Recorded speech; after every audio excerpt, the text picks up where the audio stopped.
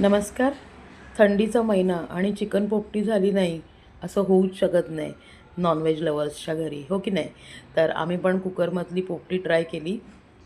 First time try केली. त्याच्यामुळे सगळा हातभार माझा नाही आहे याच्यामध्ये.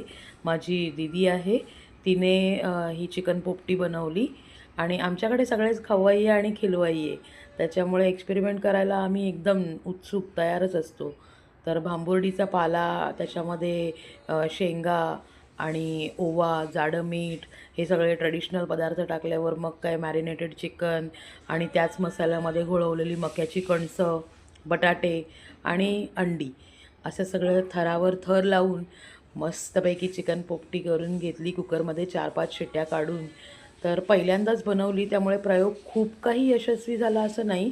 थोडंसं वरती जे मीठ होतं ना, ते विरघळलं नव्हतं, पण खाली बाकी सगळ्या पदार्थांमध्ये मीठ उत्तम मस्त लागलं होतं. म्हणजे इतकं की त्यातली लसूणही इतकी छान लागत होती.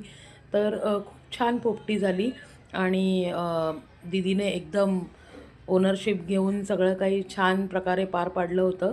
तर तुम्ही पण बघा. Thank you so much.